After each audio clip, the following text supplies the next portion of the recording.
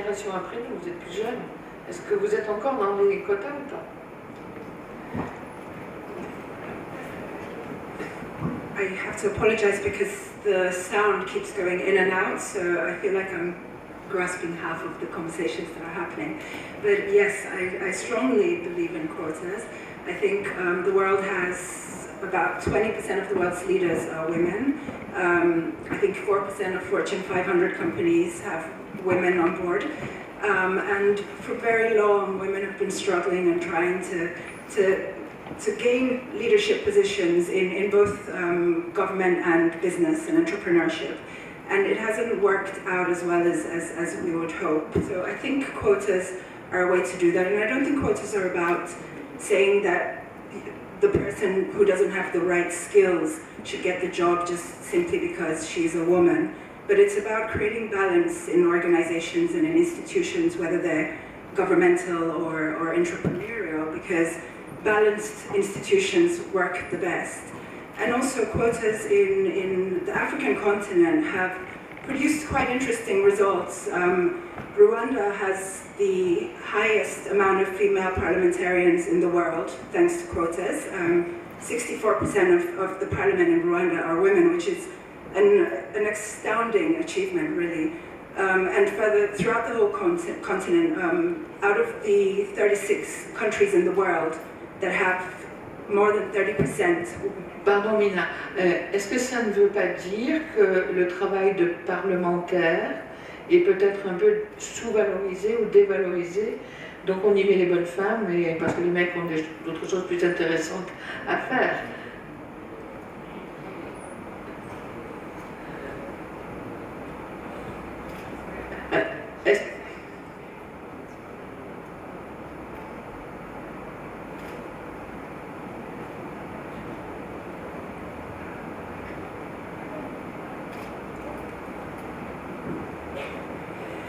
Well, of course, that could be argued, and until we have women as prime ministers and presidents, which we only have in 2 countries in Africa at the moment, in Liberia and in Malawi, then I don't think we have won the struggle for equality. But that said, having equal representation in parliament, and as in the case of Rwanda, having almost 2/3 is. I think it's something that the feminists of the 60s and 70s could just barely have dreamt up about. So it's an important achievement, and it is not just something that, I mean, it's important in terms of the physical representation and what democracy means, that the citizens of a country see that there are women in their parliament. But it's also important, as we have seen, for instance, in Rwanda and in other countries like Senegal and South Africa, where you have almost equal representation, as well as in Scandinavian countries, that women actually do tackle in parliament issues that are of relevance to women and to society at large. And so I do think it makes a huge difference to have women in parliament. Amina, encore cette question de quota. Est-ce que vous êtes pour, vous êtes contre, quota politique, quota économique?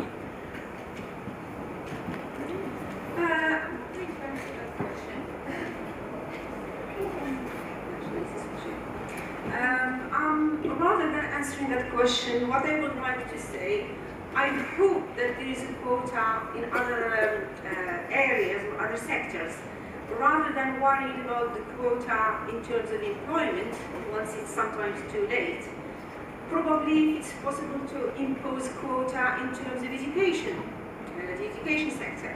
The fields of study, for example, that people choose to follow, where we tend to have a lot of girls or women going into fields of study that would not lead to positions of power or probably leadership roles.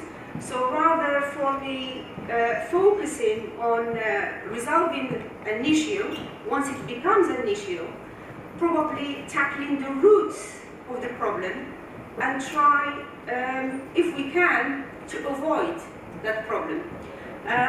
So I think I'm hoping... S'il vous plaît, Amina, pouvez-vous nous donner des exemples de remonter jusqu'à la racine des problèmes?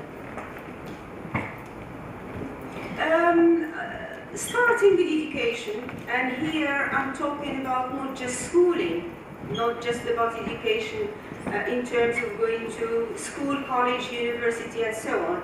I'm talking about continuous education. The education that people receive at school, education that people receive in further education, in higher education, and education that people continue to receive in life. And that education could be training, could be guidance, could be support, and so on. So I think education is key, and I am sad actually to see what's happening at the moment in the MENA region.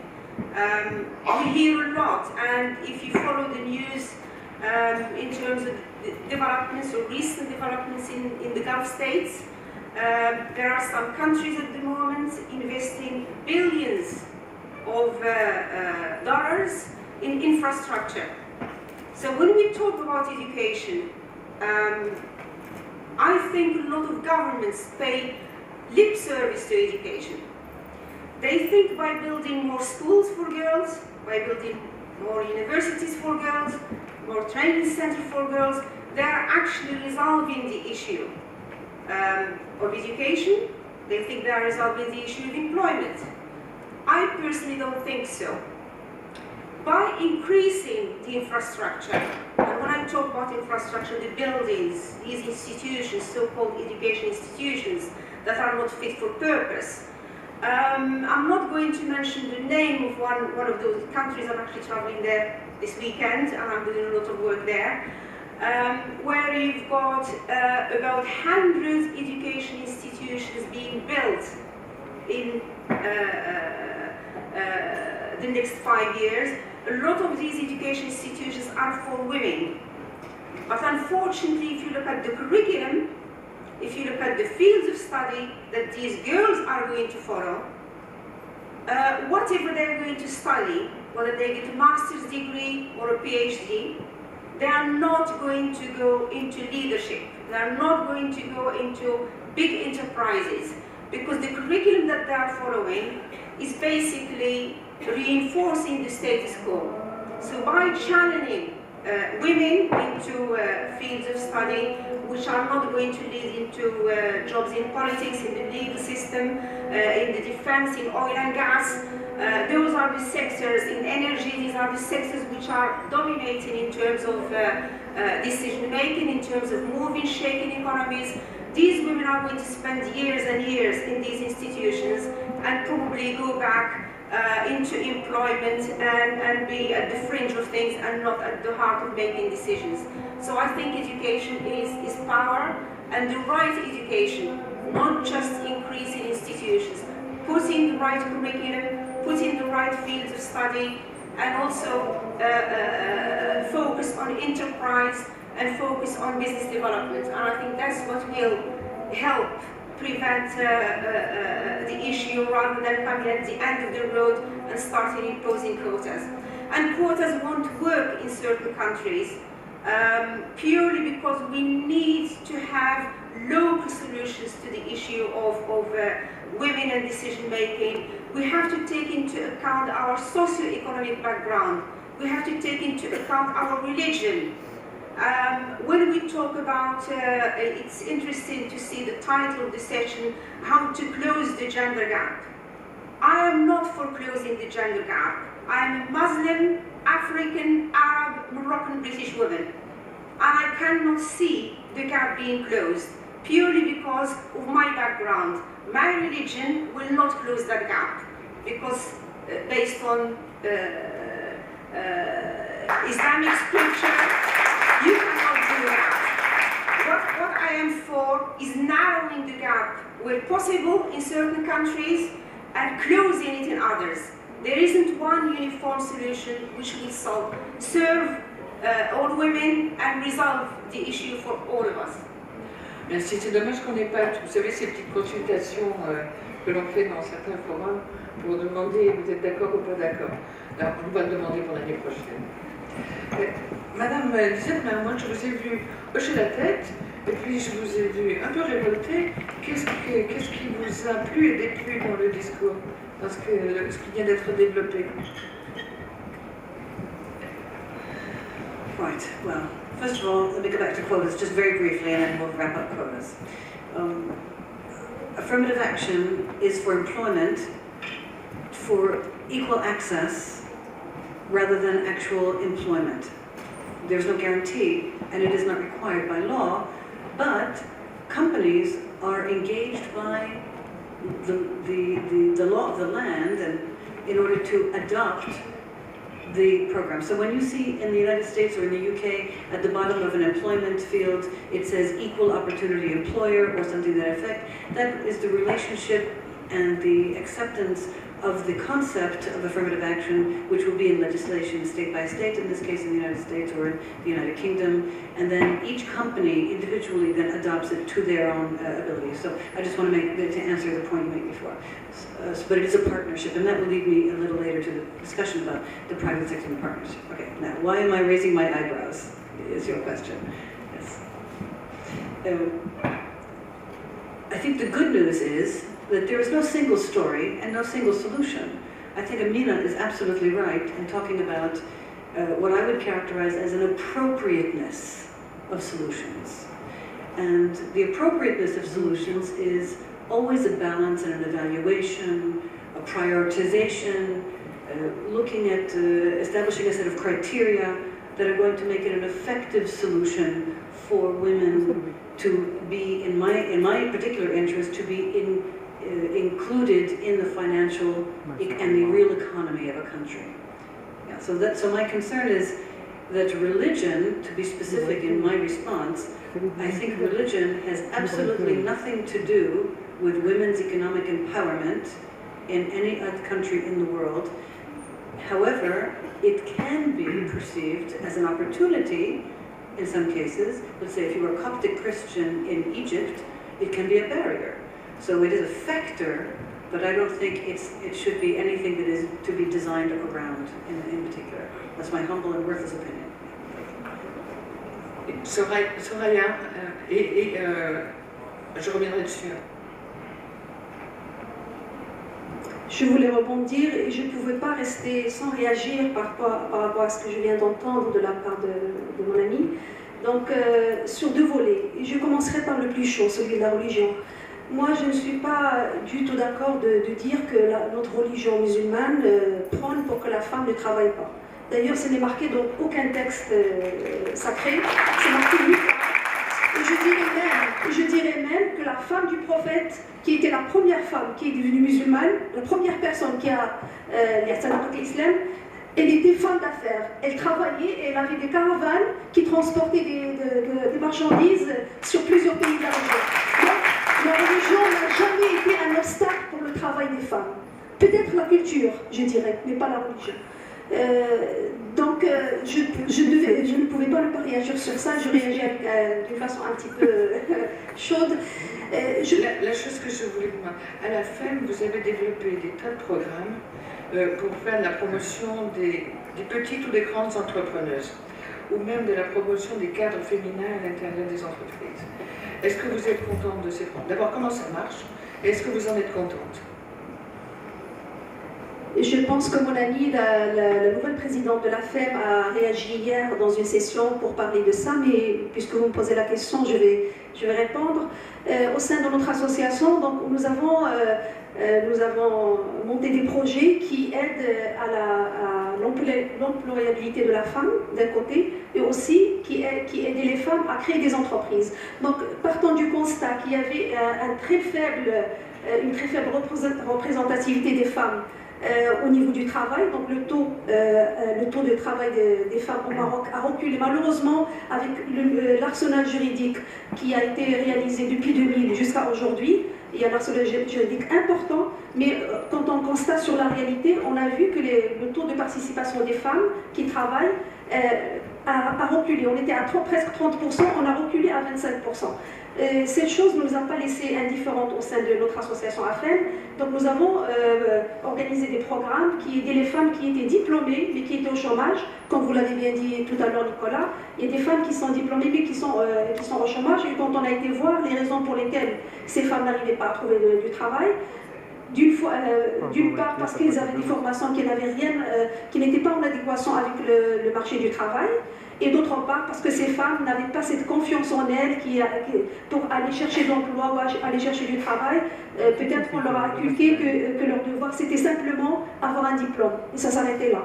Et c'était la réaction que je voulais, la deuxième réaction que je voulais avoir pour mon amie Amina tout à l'heure, mais je reviendrai après.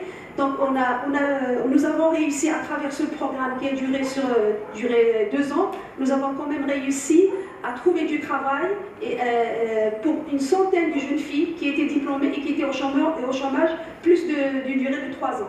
Donc on se félicite à la fin d'avoir réussi pour moi c'est un exploit de pouvoir donner de l'espoir et du travail à ces jeunes filles. Aussi, nous avons développé des projets qui sont des incubateurs qu'on a développés à travers tout le Maroc. L'incubateur, c'est quoi? C'est qu'on aide les femmes qui ont des projets à développer, à créer d'abord l'entreprise, à la développer et on les accompagne. Pas nécessairement sur le plan financier, mais sur le plan de création pour monter leur business, pour faire le business plan, pour trouver un marché, pour trouver des fournisseurs, etc. Donc ils n'avaient pas quand ils n'avaient pas les moyens, ils n'avaient pas d'argent à dépenser. Ils étaient hébergés dans notre association, ils avaient leurs locaux au sein de l'association, et ce pendant une durée de 2 ans. Donc pendant la période difficile de lancement de l'entreprise, ils n'avaient pas tous ces tracas administratifs et de loyer et de personnel donc ils étaient pendant 2 ans dédiés uniquement à trouver des marchés, à trouver des clients. Et nous avons à travers cette expérience également pu créer à travers le Maroc, d'abord à Casablanca, plus d'une 60aine d'entreprises, et à travers le Maroc, je crois aujourd'hui, on peut dire on n'est pas loin de 80 ou même 90 entreprises qui ont été créées grâce aux incubateurs. Ça c'est des choses pratiques et concrètes et qui sont vraiment qui ont contribué qui contribuent au développement à l'augmentation du taux de participation des femmes dans le monde du travail. Donc est-ce que le droit commercial gêne ou est neutre vis-à-vis de l'entrepreneuriat féminin? Le droit commercial, aujourd'hui, ne gêne en aucune façon l'entrepreneuriat féminin, parce que le droit commercial... Et est-ce que vous avez connaissance que vos membres sont accueillis de la même façon que si elles étaient des hommes, lorsqu'elles vont dans un marché public, lorsqu'elles vont dans une foire, ou lorsqu'elles prennent la parole dans une association professionnelle? Donc, comme j'ai dit tout à l'heure, le droit, sur le plan des droits et des législations, je ne pense pas qu'au Maroc aujourd'hui, il y a encore des entraves et des obstacles. L'entrave, il est sur le plan culturel, il est sur le terrain, il est dans notre société, il est dans cette perception révolue que la société a des rôles respectifs des hommes et des femmes. Les femmes doivent être au foyer et les hommes doivent être dans le travail et dans les postes de décision, et ils doivent s'accaparer uniquement du peuple. Est-ce que la révolution arabe a fait régresser ou avancer la cause des entrepreneuses? Je pense que la révolution arabe, elle a fait... je parle pour le Maroc. Je parle pas pour... si je parle pour le Maroc, la révolution arabe, elle a fait accélérer les processus de modernisation et des processus de changement qui étaient déjà entamés dans notre pays depuis plusieurs années. Mais dans le reste... Je ne veux pas vous martyriser davantage. Nicolas, quand vous regardez les statistiques overview de toute l'OCDE sur l'entrepreneuriat des femmes, est-ce que les entreprises féminines meurent plus ou moins que les entreprises des mecs? Les statistiques sur l'entrepreneuriat sont présentées selon les tranches de vie de l'entreprise, c'est-à-dire la création et progressivement on va vers la maturité. Ce qu'on constate dans cette partie du monde, c'est qu'il y a beaucoup plus de création d'entreprises par des femmes, mais ceci s'explique probablement par la difficulté d'entrer dans le monde du travail, et ces entreprises-là ont un taux d'échec très important. Par rapport à l'audience, je pense qu'il y a un élément que je voudrais ramener et que j'ai essayé d'indiquer tout à l'heure dans la discussion du quota. Parce que nous parlons tous ici de la situation de la femme. Mais quand j'ai applaudi la présence des hommes, c'était aussi parce que je pense que cette question n'est pas une question qui est en isolation. Donc moi, de mon point de vue, puisque j'ai dit au départ, je m'occupe du développement, de l'investissement, de l'entrepreneuriat, il est une question importante de savoir où sont les compétences, où se loge la compétitivité d'un pays. Or, il peut se loger auprès des deux, des hommes et des femmes. Mais quand on fait le chemin que nous faisons ici sur le podium et que nous soutenons donc, le rôle de la femme dans la société, il va sans dire qu'à partir du moment où on s'interroge sur la femme, il faut aussi s'interroger sur l'homme. Et donc, au sein de l'OCDE, on voit qu'il y a encore des situations qui sont au détriment de la femme dans les positions, on l'a dit tout à l'heure, de haut niveau, mais aussi même dans le monde du travail. Il y a la paupérisation plus importante des femmes de plus. Mais ce qui est aussi revendiqué, c'est qu'à partir du moment où la femme a accès à certaines choses, les hommes ont aussi des droits ou des devoirs moindres. C'est-à-dire que dans cette partie du monde, les hommes ont énormément de devoirs, de soutenir leur famille, de pourvoir des logements à leurs enfants. Et ça, c'est un poids énorme, surtout quand on est jeune et que le marché de l'emploi est tel qu'il est. Donc, au sein de l'OCDE ou au sein, ou moi personnellement, je dirais qu'il faut repenser les rôles des uns et des autres. C'est-à-dire que si moi je travaille toute la journée, peut-être que mon mari devra travailler moins, ou peut-être qu'il devra s'occuper comme moi du ménage, ou comme moi des enfants. Peut-être qu'il faut repenser ce qu'on appelle les partenariats, il faut repenser le système du care, le système de l'éducation des enfants, le système de l'accompagnement des gens plus âgés, parce que ce sont des facteurs qui sont laissés aux femmes aujourd'hui sans rémunération.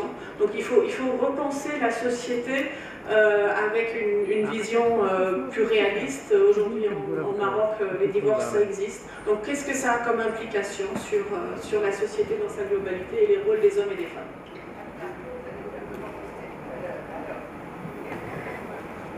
Quel est le rapport entre... Quel est le rôle que les hommes peuvent jouer dans une meilleure promotion des femmes, aussi bien sur le plan politique que sur le plan économique? I think I'm going to again probably do the same thing as I did before.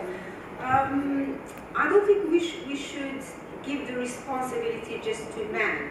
I think women share in that responsibility as well.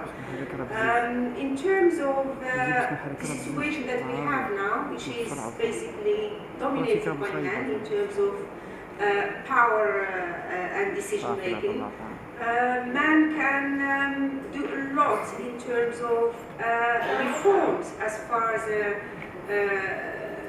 labor laws. That's one area which is very, very important and needs looking into, and I think men are at the moment in charge, or probably the majority of people in charge are men, and therefore they can do a lot in that area. The perception of public and private duty, our attitude towards how we perceive the responsibilities needs reforming as well. And I can give an example in my working life. I work in trade and in export of education, and my job involves a lot of travel. And I always get asked this question by my staff, and most of my staff are female. Those who don't travel, those who are not responsible for business development. Whenever I come back from a long trip, and a long trip is about 3 or 4 weeks overseas, and I go back to Cambridge to my office, and my staff always say, "Oh my God, how do you do it? You're always leaving your family behind." I have 2 international officers, they're both male, and they travel as well. And when they return from a trip, none of my staff ask them the same question. They never ask them, "You've been away, and oh my God, you're doing so much trouble and you're leaving your family behind." So I think our attitude towards what's okay for a woman to do as a businesswoman, as a woman who's in charge of business development, needs to travel, is totally different to the attitude towards somebody doing the same job but who happens to be male. So I think if we take that example into other areas of work, some women tend to abandon their jobs or change their jobs because they feel they are being criticized, evaluated, and so on by others, or probably by men. Reforms in terms of education as well, because the men are in charge at the moment, so when they do put programs of education, they need to make sure that women go into the right ones.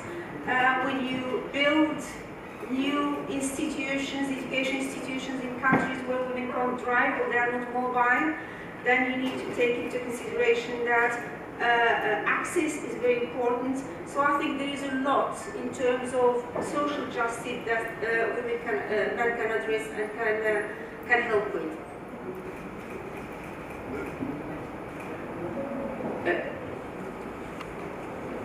Le son est extrêmement mauvais.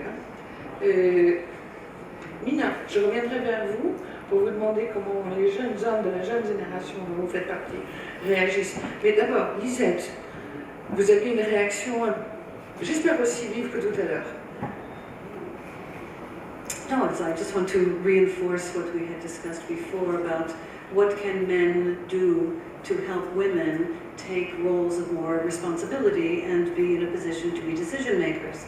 And as we discussed before the panel, Matt, that there are lots of examples at the moment in the marketplace around the world, including Africa and the GCC and MENA states, where major corporations are taking the lead to put into place in their organizations programs specifically designed to partner men with younger women who are at middle manager level, who are on the promotional track for their career. They've substantiated their expertise, their education, they are promising, the company is willing to invest in their growth, and the programs effectively are what we call sponsoring programs. So I'll give you the experience of PwC, PricewaterhouseCoopers, one of the largest global financial services organizations. They're a British company. There are 124 countries. They have a corporate program where every young woman who is on the partner track is partnered with a sponsor who will be a man, specifically not another woman who has been successful, but another man who has been successful, because the men have a methodology, a network, a communication style, a way of getting things done that women need to be able to negotiate and to understand and to make work as a tool for them. So I think this model of sponsoring individual employees where there is a man who is already experienced in the way things are done, to help look down the ladder and pull the woman up with him, I think these are very good models to consider in all walks of life, public sector as well as private sector. That's all I wanted to share with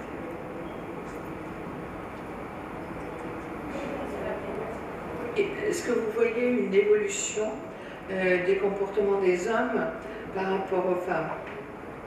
Est-ce que vous voyez une évolution?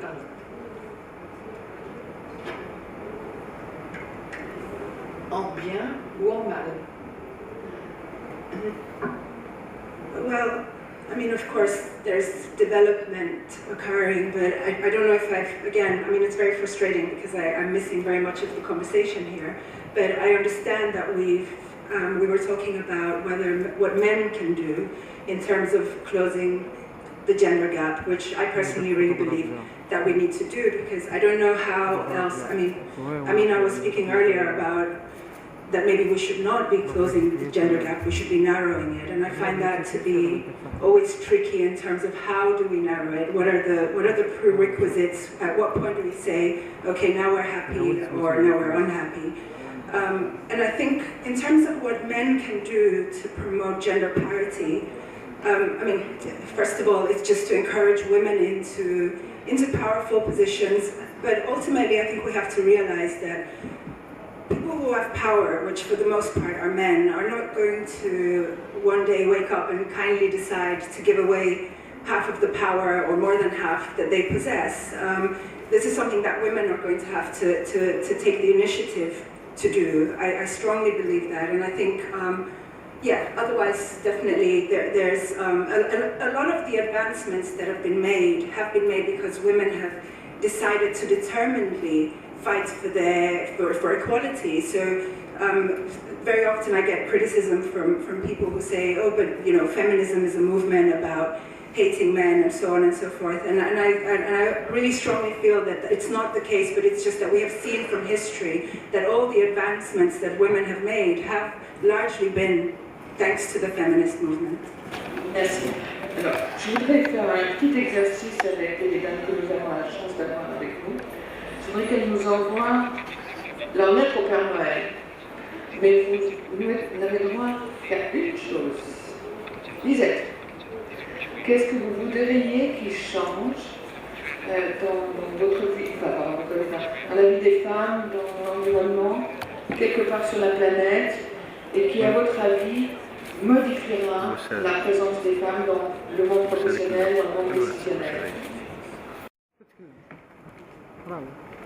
One thing.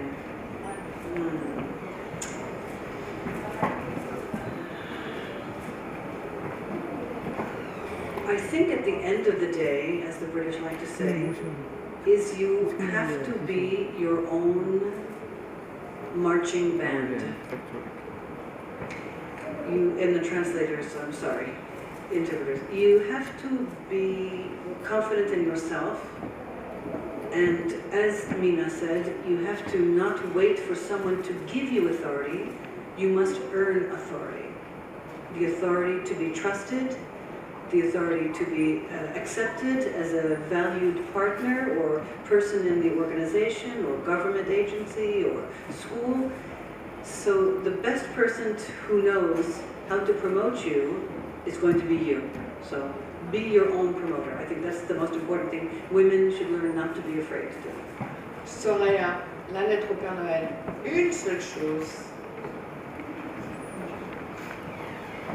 Je vais essayer d'être bref, mais je pense que ça va être difficile. Non, non, on va réussir. Je dirais, c'est d'abolir cette conception dépassée des rôles des hommes et des femmes dans la société.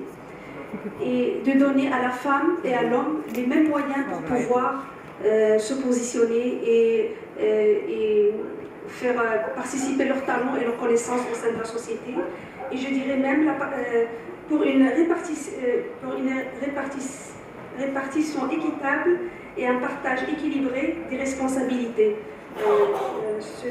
sur les plans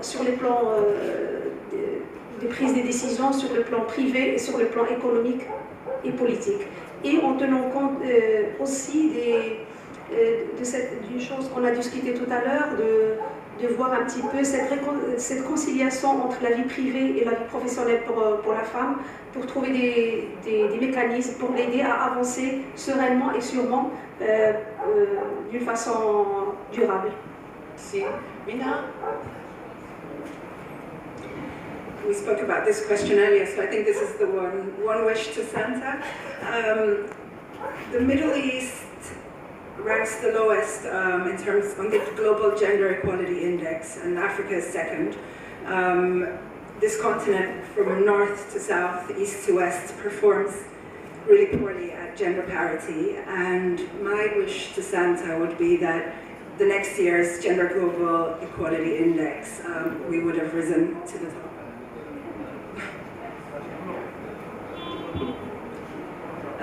I think my wish is for the debate to move from the debate about social justice and gender inequality, from just focusing on pay, salaries, employment, and reaching a leadership role, to actually move into the wider to focus on the wider issue of the gap between the two genders in terms of access to education, access to health, full participation in life, full participation, or rather full partnership in the private life, and also the right to select.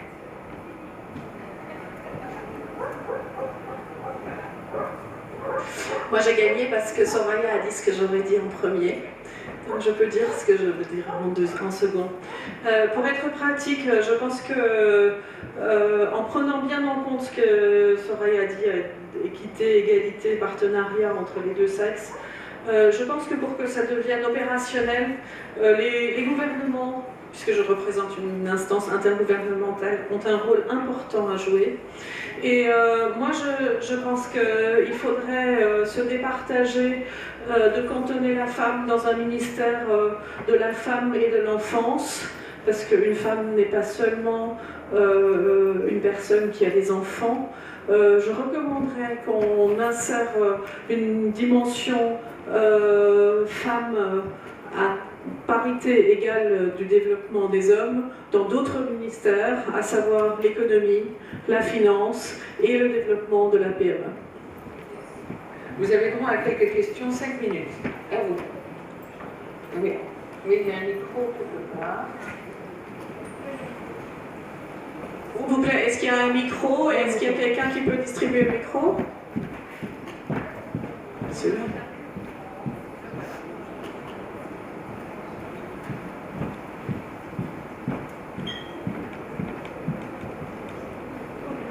Second rang, il y a un monsieur qui a une question.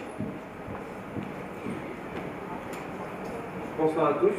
Je m'appelle Ismaël, du lycée espagnol de Tanger. Donc, selon ce que j'ai entendu dire par Mme Badrawi sur la prise de décision de la femme au sein de l'entreprise, j'aimerais bien savoir le rôle que vous avez en tant que femme marocaine pour améliorer la situation de la femme, spécialement dans la prise de décision dans l'entreprise. Merci.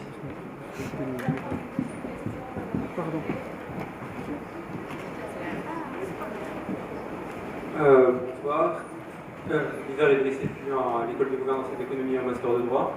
Je suis très heureux de voir qu'il y a un consensus sur le fait que la femme doit prendre sa propre initiative dans le fait de renforcer ses capacités de décision, donc de prise de décision de son rôle dans la vie publique.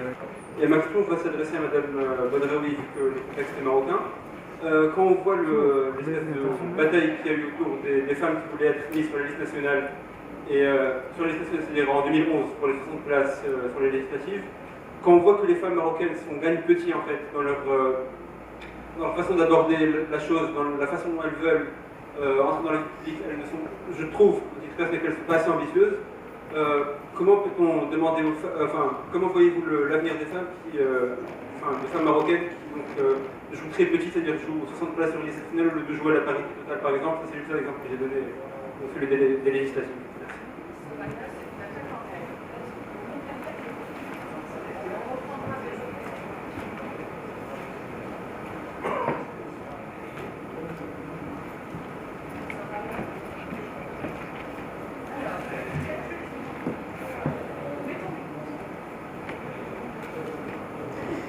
Donc, je réponds à la première question. Qu'est-ce qu'on fait en tant que femme pour pouvoir promouvoir la présence des femmes au sein des postes de prise de décision? Donc, je dirais, quand on est une seule personne ne peut rien faire. C'est une affaire du gouvernement, c'est une affaire des organisations patronales, des syndicats, des partis politiques et de la société civile et des ONG. Donc, c'est une affaire de nous tous. À faire de pression, à faire de lobbying et venir avec des recommandations et des programmes et des mesures incitatives pour pouvoir promouvoir la femme à ce niveau-là. Moi, pour ma part, au sein de mon entreprise, parce que je suis femme chef d'entreprise, au sein de mon entreprise, on est très regardant. Donc, comme vous le savez, au Maroc, il y a à la CGM, il y a la responsabilité sociale des entreprises, dans laquelle la dimension genre est intégrée. Donc, on reste très sensible à ça et on essaie, on a des processus qui mesurent comment une personne peut arriver au poste de prise de décision, et dans ces mesures, on intègre l'approche genre pour qu'on arrive à promouvoir davantage des femmes aux organes de prise de décision. Ça, au niveau de l'entreprise. Vous avez posé la question globalement au niveau de politique, seulement au niveau de l'entreprise. Très bien. La deuxième question, vous m'excusez, je n'avais pas très bien entendu. Vous n'aviez pas assez d'ambition pour réussir sur le plan politique. Vous êtes des gagnes petits. Je pense que ça ne reste que votre avis. J'ai exagéré la présentation. C'est bien, donc, pour interpeller au maximum. Je pense que c'est un avis qui est le vôtre. La femme marocaine se mobilise à travers des ONG, à travers des associations, à travers sur plusieurs niveaux pour pouvoir participer à la chose publique et pour pouvoir participer au débat dans son pays. On se bat aujourd'hui au Maroc pour avoir une meilleure représentativité des femmes au niveau du Parlement. Donc la liste où il y a 60 participants, dont les jeunes aussi.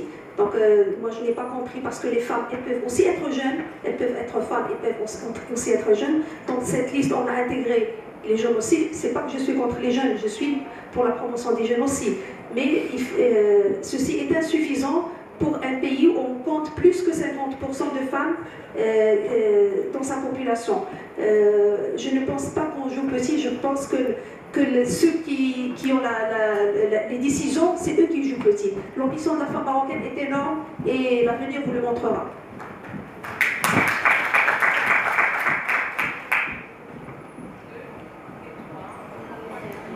On a, paraît-il, droit à une petite dizaine de minutes de plus. Donc, on va en profiter. Moi, je viens d'arriver, puis je me rends compte comme quoi il y a que des femmes qui sont représentées pour parler des femmes, alors qu'en fait, je ne sais pas si vous vous rappelez d'une ministre en France qui était ministre de la femme, qui s'appelle Marie-France Garot, et qui a dit je travaille à la disparition de mon ministère. En fait, il faut arriver à un moment où on va arrêter ce débat. Je pense que c'est la compétence qui doit nous exiger aujourd'hui. Ce n'est pas une question de sexe, de dire homme-femme. Il faudrait qu'à un moment qu'on dépasse tout ça, qu'on arrive à se dire comme quoi les deux sont nécessaires et se complètent, mais il faut pas, à partir du moment où on apporte le résultat, on ne doit pas regarder. Ce qui nous importe, c'est les gens qui sont efficaces, qu'ils soient hommes ou femmes, il faudrait regarder des choses comme ça. Maintenant, au niveau de pourquoi on est arrivé à ça, c'est qu'à un moment, les tâches sont bien partagées. Au moment où les hommes partaient pour se mettre pour faire la guerre, d'abord, évidemment, ce n'est pas les femmes qui y allaient. Aujourd'hui, on n'est plus dans la même logique. Vous m'entendez? Aujourd'hui, on n'est plus dans la même logique. En fait, il y a une question de partage. Et puis, ce n'est même pas le fait de se dire, voilà, une femme, on lui confie telle tâche et l'homme autre chose. C'est une question, disons, de prise de... Est-ce que vous pouvez poser une question très nettement? Non. Alors, vous voulez que je pose une question? Oui. Oui. Oui. Alors, la question que je pourrais poser, c'est de dire, est-ce que, encore dans les années qui vont venir, on va continuer à tenir ce genre de débat? Il faudrait qu'à un moment, on se mette ensemble, qu'il y ait une confusion, pour qu'on arrive à des résultats communs et que ce soit homme ou femme, c'est pareil. J'en accepte l'augure. Merci, monsieur. Une autre question. Merci. Alors, pardon, je vais parler en français et en anglais, parce que j'ai vu qu'il y a deux types de vision de l'approche genre. Alors, je vais dire en français, approche genre, parce que gender, something different. Alors, pour la dame, elle a parlé pourquoi les femmes ne sont pas en finance. Alors, de par l'histoire, les hommes étaient définanciers. Alors, je pense que le FF, Female and Financer, c'est pas compatible, je sais pas pourquoi. Alors, vous avez tout le temps de le démontrer. Alors, les femmes, alors, je fais un grand salut aux femmes du Moyen-Orient, parce que, comment il s'appelle, Cléopâtre. Alors, elle était reine, ça fait des siècles et des siècles qu'elle est. Alors, la reine de Saba et Easter, ce sont des femmes de l'Est. les premiers ministres, directeurs plutôt politiciens, soit des moyens normaux. Madame, je vais arriver à la question. Soyez patiente avec moi. Be a little bit patient, okay, thanks. Okay, alors, Martha Stewart, she didn't have diplomas and degrees in finance, and she made it to finance, but she was tracked down the road. So she went back to the kitchen. The two ladies that we try to get in politics, Madam Clinton and the lady from Alaska, I don't know what happened. They disappeared, vanished. A few years ago, I salute the Spanish experience where they have more women ministers than men ministers. C'est valable en anglais et en français de donner votre question. J'attends votre question. Alors, pour Madame, est-ce que vous pouvez me répondre parce que c'est là la question. Nous, on travaille en silence sur un thème d'entreprise au Maroc. Madame Riem Ben Salah, c'est notre exemple. Alors, elle est une femme, je pense qu'elle est la seule femme dirigeante d'une association d'entreprises au monde. Voilà. Alors, voilà. Et le truc, comment on peut faire initier les hommes à entreprendre? Parce que maintenant, on a un grand problème. L'NDH a lancé un programme d'entreprise, c'est-à-dire 5 personnes avec 300 000 dirhams. On ne pouvait pas avoir des hommes à présenter des projets. Alors que la plupart des lauréats, c'était des femmes. Alors, est-ce que les hommes sont en train de se retirer et d'aller sur National Geographic? Je reprends peut-être la question. Est-ce que le petit entrepreneuriat est destiné en priorité aux femmes et le grand entrepreneuriat aux hommes? Est-ce que... Non, c'est trop tard. Et autre chose, quand est-ce que le débat homme-femme va se terminer parce qu'il n'y aura plus de combattants?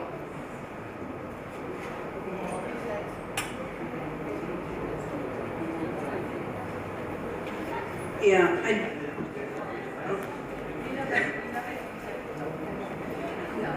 I just have a quick reply with all due respect to the gentleman who came in late. I do think that it's a slight problem when you haven't heard the conversation, and I think we have identified many reasons why we need to continue to have this debate. We've spoken about the lack of women in leadership, we've spoken about quotas, we've spoken about a lot of the reasons why we need to have this conversation, and I really think that we need to have it because of these particular reasons which you unfortunately missed since you weren't here.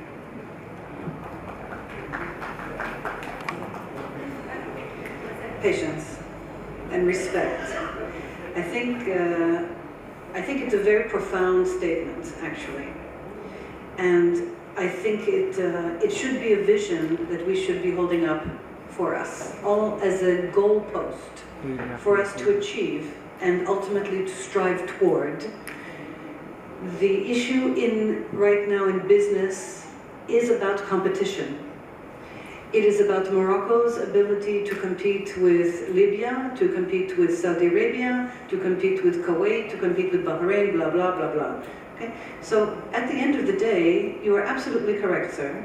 The issue is about the ability to compete and then to take backwards that goal and pathway to make sure you have the right people on your team, whether you are a partner with government, whether you're a partner with trade associations, whether you're a partner with developing individuals through your own employment schemes and education and learning, which starts early in your childhood with goals. But you're absolutely correct. At the end of the day, it will not be a question of men and women, it's a question of who is going to win. And who is going to win in terms of competition for the growing of your economy and for the investment and the success and sustainability of your businesses in your economy. So while you are correct, Mina, in saying that yes, it's about the way we're going to get there and what we still have to do, and we have discussed this and we'll continue to discuss this, because they are strategies and they are parts of the work along the way. But at the end of the day, it is about reaching the vision, and we must reach it quickly. We are not in an unlimited time frame here. And I think it's very right to absolutely put together that goal for us and say, Let's not make it a gender issue anymore. Let's make it about competency, about professionalism, about trust, and about being able to compete. D'autres questions? Ah, une fille. Deux filles. Non? Oui. S'il vous plaît, vous donnez le micro.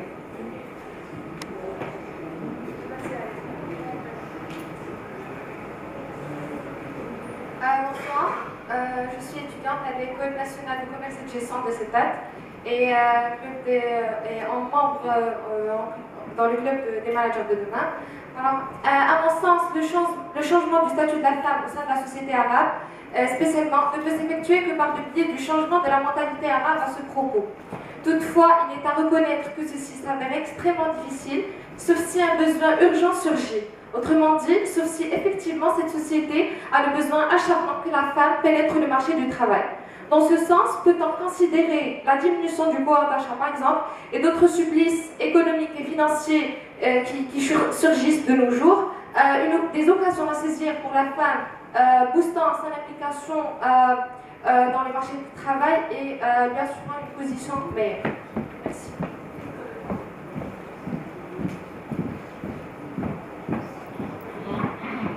Bonsoir mesdames, Kautarama, étudiante à l'école de gouvernance et d'économie de Rabat. Alors j'ai remarqué dans vos interventions que les femmes analphabètes, les femmes rurales, également ces femmes entravées par les traditions qui les condamnent à adopter une vie, une destinée, telle qu'imposée par les lieux de socialisation primaire, à savoir la famille et l'école, ont été oubliées dans vos interventions. Alors, quelle est la place de ces femmes dans ce débat d'actualité? Merci. Qui veut répondre? Ah, voilà. I don't think that's quite true. When I spoke about education, women in rural areas and in remote areas, they are included in that comment. And this is why I keep on going back to the same key message, which is education, education, because that's what will help those women in those remote areas, in rural areas and so on, to actually get anywhere and achieve some sort of autonomy in terms of financial independence. People in rural areas, whether they are male or female, they need to be educated, they need to get employed, they need to become active participants in the economy. And I think through technology that's possible, because now you can do a lot for people in remote areas and for women, of course, in those areas through platforms that have been designed to get messages, to make them aware of their rights, to give them skills.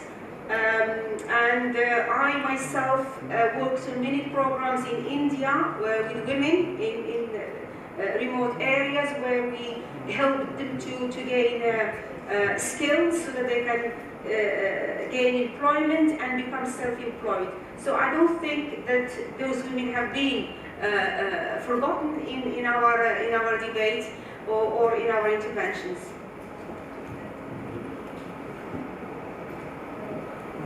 I just want to add something I think very important in your question and an example to reassure you. I'm a member of as a private company, we're a member of the G8 UK Deauville Partnership. Deauville Partnership is focused on supporting Arab countries in transition, and I'm a member of the Women in Business Group, as was Amina, and we were in the Charter Conference in London earlier this year. Now, why do I say this? There was a young woman from an Amazigh tribe in southern Morocco who came from a family of strawberry agricultural workers, as her mother and sisters were, and her family had been agricultural workers, and she was analphabet, or in English we say illiterate. She came, this beautiful young woman, to London to tell her story, which was one of finally being involved in the economic and political union, which was a workers' union, and I'm sure my Moroccan colleagues will have the precise name. And she was actually, yes, of course you were there as well, I beg your pardon.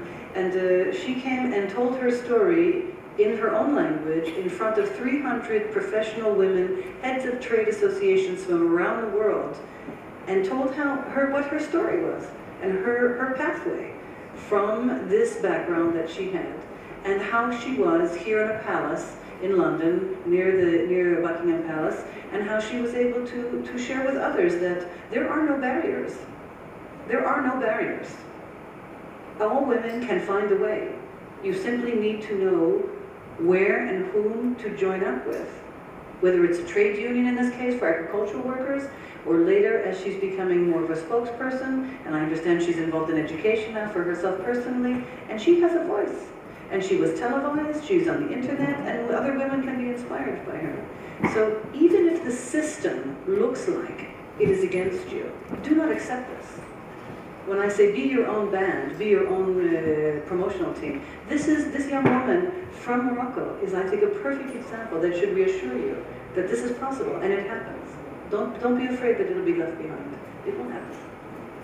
Madame Badraoui, vous voulez ajouter très rapidement un mot parce qu'on est Très rapidement, donc je voulais répondre à votre question à poser. Donc la femme rurale, elle représente presque la moitié de la femme marocaine, le nombre des femmes marocaines. On ne peut pas ne pas prendre en considération son sort et on ne peut pas ne pas l'intégrer dans ce processus de développement.